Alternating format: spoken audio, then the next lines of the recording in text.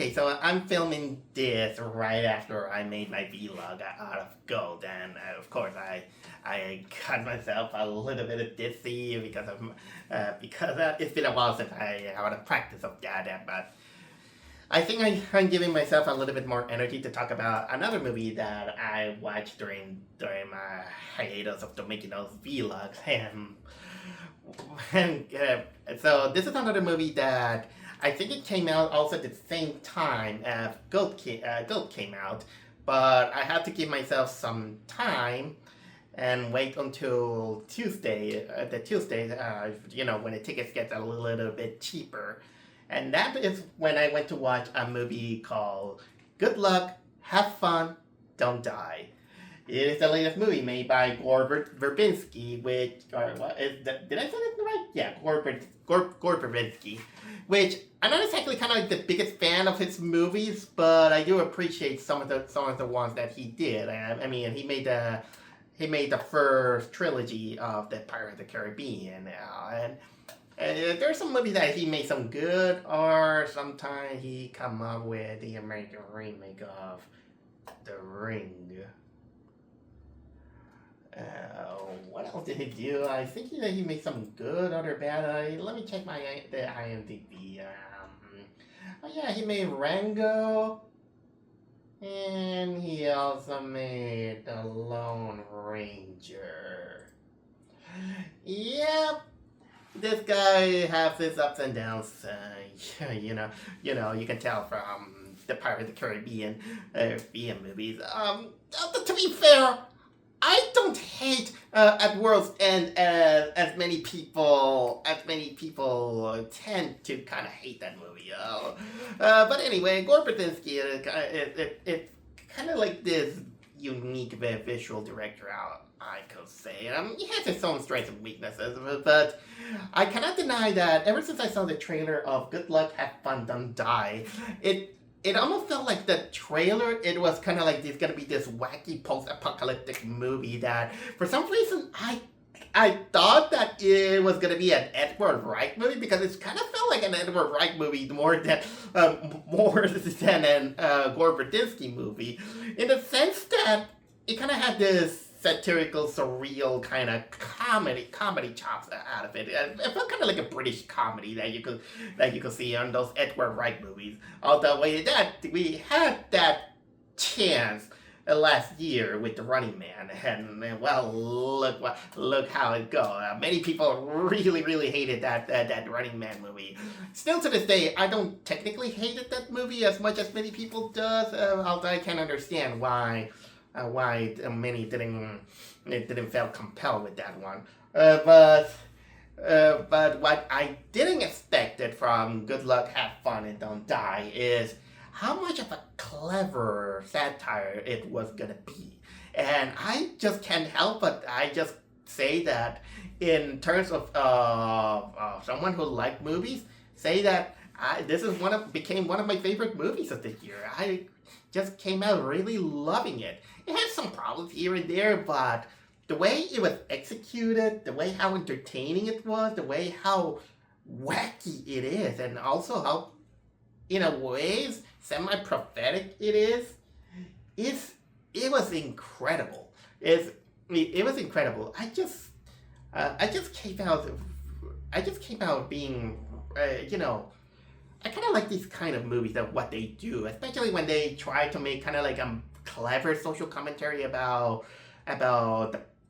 humanity in itself, and how it is progressing, and showing it, kind of like this cautionary tale, but it doesn't basically give you the message right in your face, but mostly in a way that, hey, let's make it something fun out of make it kind of like a satire, a comedy, and that these kind of movies, they did work, especially in the past. For example, movies like Blazing Saddles or Doctor Strangelove. These movies that they want to have some kind of satire, but they're not there to preach you, but kind of make fun of it. Fun of it, and if you kind of get the message and get enriched by it, you get it. And this is one, of them. So far, this kind of became it's on my top of my list of probably one of the best movies I have seen this year. So, and for a title that is about good luck, have fun, don't die, you might expect that this is gonna be a Hunger Games movie. It isn't. It's not even a Hunger Games movie.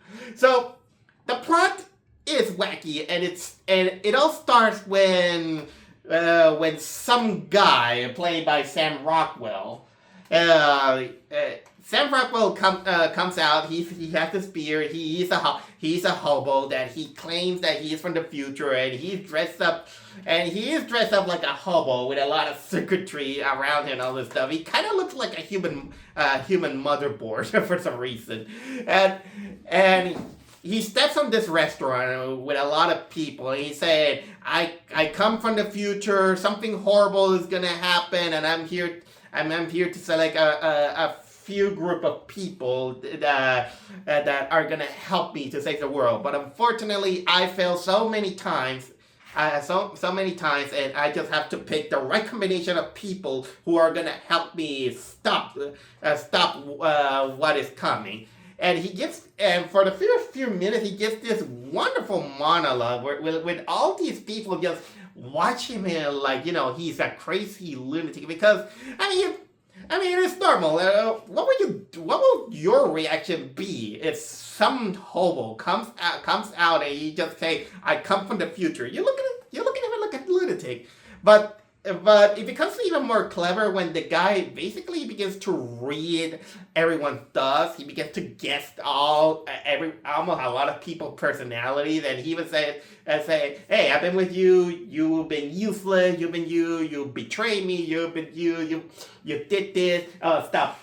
You're not gonna do this. I know that you came here to this restaurant because you're gonna talk about this. So basically, something horrible is gonna happen. And he needs to pick the right combination of people because he has this button that apparently it's basically a reset button that is gonna help him out. And of course, apparently the movie shows that the guy is right. During that, he is basically they basically have to go somewhere, which I'm not gonna reveal too much yet, at least. They're gonna go somewhere, stop this imminent threat, and then of course, if they fail, the guy must press the button and everything has to reset. So he picks a group of people. Some of them, that they're gonna be, the meat, gonna go in the meat grinder. But some other will have some certain importance. And well, the movie then turns a little bit almost like Weapons, in which then it's gonna. The movie will have this pacing in which you got this intro that I showed that I already told you. Then the movie jumps into the perspective of one or two of the people who have been chosen. Then you see what is going on. Then we jump into the present with how the party goes. Then we jump to another person, and so on until the inevitable climax.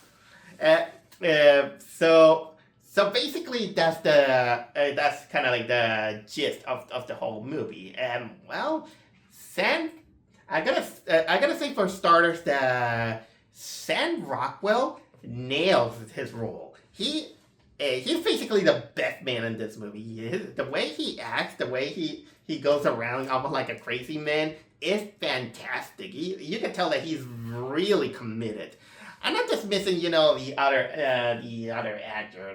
Most prominently, there's Juno Temple, Ingrid, Haley Lou Richardson. Also, she's also a great character. Michael Pena is also there. Sassy Beats is also there. Some other actors are there, but the ones that I mentioned are kind of like some of the standouts of the whole movie. And the funny thing is that I don't know why I don't know why I never recognized Michael Pena because for some reason the hairstyle that he makes it that he had, I didn't see him as a Latino as a Latino for some reason. It was just me. Maybe it's the haircut that he'd had. It took me a while to pinpoint and say, hey, that guy is Michael Pena, and I like Michael Pena. Okay. Okay, but now I will say that yes, all the characters, especially Sam Rockwell, they give their A game when it's about acting, and also as characters, I'll say. Some of them have little characters, some of them are just there, to be just a joke or something like that. But everyone give it all, and so I'll say that almost half of the people that have been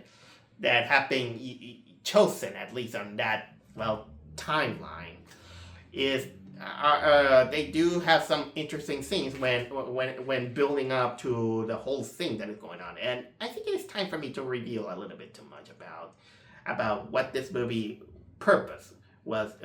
I don't know if they wanted to make it just because they did wanted to have a theme or a message for it, or they just want to they picked the theme, but it makes fun of it. So here's the thing. During the chapters, we see the perspective of a few of the chosen ones, like Michael Pena and his wife's character. They are teachers. Unfortunately, the Michael Pena character is one of those awkward teachers who he decides to give it his. He's not very sociable, let's say. And he decides to finally come out and try to be a substitute teacher. But unfortunately, these high schoolers are little shits. They are rude. They don't like him, and all the time they are hooked on their phones. So and of course there's also the problem that teachers little by little are disappearing and also getting worried that they're being replaced by phones, because the children are just watching them acting like saying, "Hey, you little man," the type of kid that you just want to slap them. But unfortunately, things get a little bit more hostile when the kids begin to act kind of like this hive mind mentality that don't mess with their smartphones or they will kill you. Then we got the perspective of a mother. That's the Juno Temple character. She this mother, she lost her child, a high schooler, during a school shooting, and during her grief, she gets approached by a club that's saying that, hey, we know this place where they can clone your child. So she goes there, which is kind of like this underground world where she basically customizes what they want from her child, and they give her kind of like this clone with a child of her child, with even, how can I say this, kind of like this barcode on there, and the kid basically acts a little bit too robotic for her liking, let's say. It's almost like and she's kind of like torn between being happy that she got the child that she lost, but at the same time it's almost like she doesn't feel like she's my child or something like that. And then of course we get the perspective of probably what it was supposed is being hinted that it's the wild card of the chosen people, which is the Haley Lou Richardson character who plays this woman who almost through the whole movie she's dressed up like a Disney princess, because she's basically, her job is that she hosts parties dressed up like a princess. She's a party host for children. And she's a woman that she has this incredibly rare condition that she has allergies to technology. if she gets close to anything that resembles Wi-Fi or technology, and all the radiation that they go, she gets kind of like this nasty nosebleed.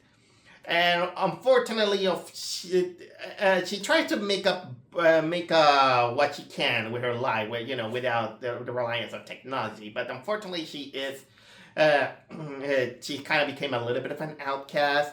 That is until she meets a boyfriend that totally understands her, and they hook it up. That is until the guy begins to he gets a kind of like a VR set out of nowhere. He just put it on and he gets hooked because he say that, oh, I hate reality. I prefer to be in the VR world and all this stuff. And of course, that worries her. By the way, have you, at this point, from all these perspectives that I'm telling you, have you noticed the pattern? Have you noticed where I'm going through? Yep. The social commentary that this movie tries to make is mostly the dangers of technology and how it dehumanizes people. And it shows kind of like this in a clever satire. And yeah, it goes even beyond to showcase the dangers of artificial intelligence and how much it's taking control of your life and all this stuff. So basically, now I'm gonna reveal you that yes, this whole quest is to go to a source because in the future everything's gonna be everything is gonna be dehumanized. That it even affects humanity. Machines kind of control it, and it's not. Let's say that it's almost Skynet. To put it bluntly, but not with killer robot. Let's say that it's a little bit more slowly. Basically, they're just there to destroy the source because that source basically makes an AI that controls the world, that controls social media, and everyone doesn't care. They just let technology take over their lives. The dehumanization and all this stuff, and it shows, especially with the three perspectives that it shows, and also is how much real and scary it is. In the terms like, imagine the teachers, they're feeling more obsolete now that social media is there, and now the children just prefer to be on on TikTok, or they prefer watching memes and all this stuff, and they don't care about reading books because they find that reading books is lame, and also because information is already there. It's already there, and if you go against them, they kind of like a hive mind go against you. Or in the case of the mother, who it'll showcase that when you lose someone, they can be easily replaced, but it's not going to be the same because technology is going to be there that's going to imitate all this stuff, and of course, also with the other one that we're going to live in a virtual reality that it's not about challenging the hardships of the world. You just go to a virtual reality world that you just feel more more comfortable. It's gonna get better and all this stuff. So it became a social commentary on artificial intelligence in a way, and boy, that it doesn't kind of technically tell you that it's evil or something like that, but it's more kind of like a making fun of it. Again, it's almost like how Dr. Strangelove makes kind of like this critical commentary about the United Nations and of course nuclear warfare. That's basically the biggest gist that I could tell you, kind of like story wise, and of course that it plays out, like an Edgar Wright movie, even though it's not Edgar Wright. It's called a Gore Verbinski movie. And now that I think about it, the Man of the Future, the guy who Sam Rockwell plays, he's almost like Jack Sparrow, but replace the drunkenness, but with the hysterical paranoia. But you'll learn more about this guy eventually, and you'll see why he is like that, and you will buy that this is a guy who went through many scenarios, many combinations. He's been through a lot, and what he goes through is out of desperation, or he just done so much that you see him that he's kind of tired, but he tries to keep his eccentricism because he tries to do what it is, and you know what? It sells out, and boy, there's a lot of things that it gets more insane and insane as the movie progresses, but spoiling it is a big giant it's a big giant disservice, and this is me that. And I already told you about how the pacing kind of like worked out, even for a movie that lasts like what's it, 2 hours 14 minutes. It feels long, but it feels that all these minutes count. All these minutes count. There's some good camera work. I will admit. Although if there's a little bit of a nitpick, I'll say is that there's some aspects that there's a CGI that doesn't exactly blend exactly as well as you can think. It's not kind of like the biggest one, a great CGI, but it is presentable enough to like in that it has its style and all this stuff, and it has a lot of good CGI in some other moment when there are some creature designs in it. There is one creature that I'm not gonna reveal you, but once you see it, it's an eldritch horror that it will give you nightmares. There is an eldritch horror that will give you nightmares, and you might notice that some of the CGI is a little bit wonky on that, but still the imagery of imagining that a creature like that exists, it just terrifies it.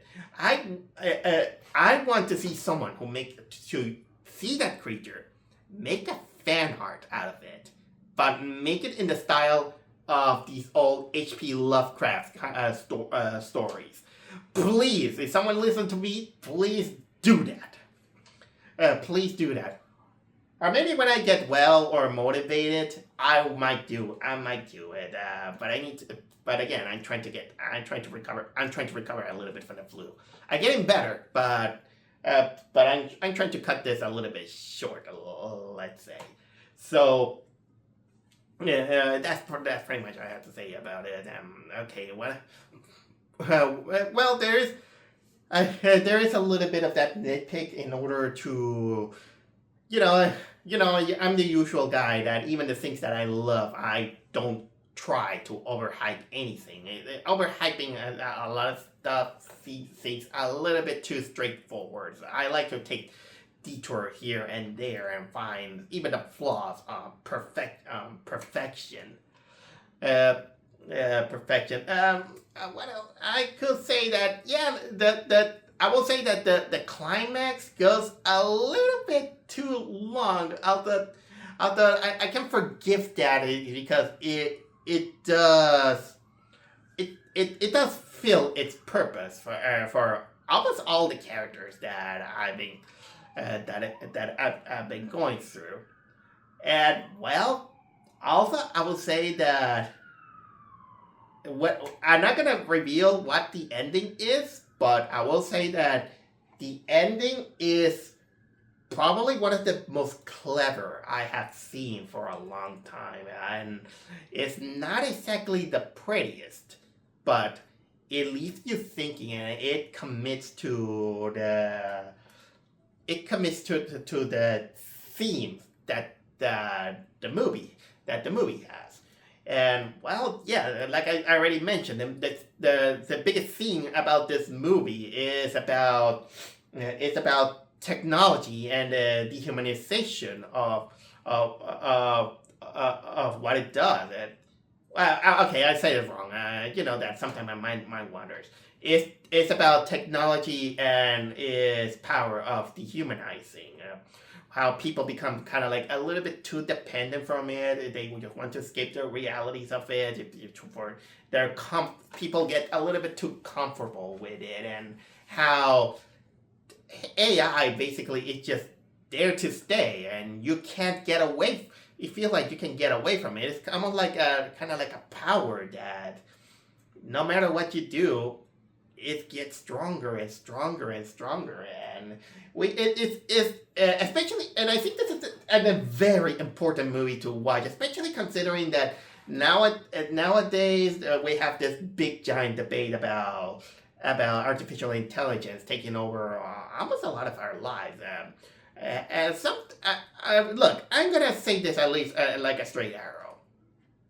I don't necessarily hate artificial intelligence. I don't hate it, but I do agree that there are some limits and some lines that you should not cross when.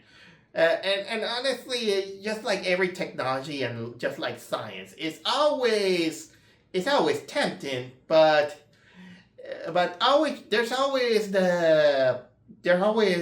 remember that when you fly too close to the sun, your wings are gonna burn and you're gonna fall. It's the Icarus analogy that you should always try to find ways to keep your humanity and not depend on it. I mean, like read a book, touch some grass. When you make art, try to not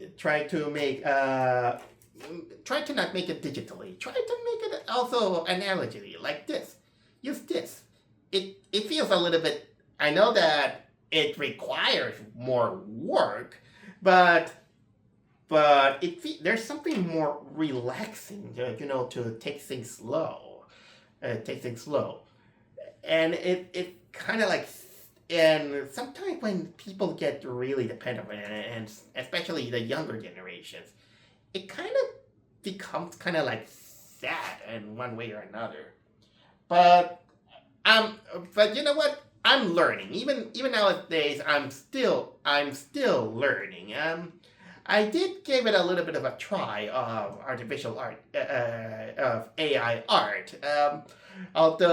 While it is just fun for memes or doing just for a small pastime or practice here and there, or to watch something visually funny out of your head. As an art, it doesn't feel satisfying. It feels like it feels cheap. Let's say. I don't feel like I'm creating. I just feel like I'm just ordering a pizza and just telling how the pizza should do like that. That's so far my 2 cents about artificial intelligence. Probably in the future my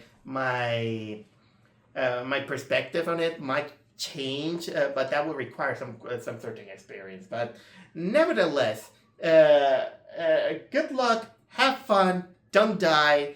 Really feels like it is a very important movie that we just kind of need it for not just for the message, but also to have this laugh out loud, kind of like satirical comedy of the situation, because you know what, I think that for social commentary, good laughter is sometimes the best medicine. So honestly, if you have the chance, this movie is a total high recommendation out of me. So when the time comes, and of course the snow outside melts and all this stuff, or when it goes to streaming and all this stuff, when you have the chance, go get this movie. So good luck, have fun, don't die.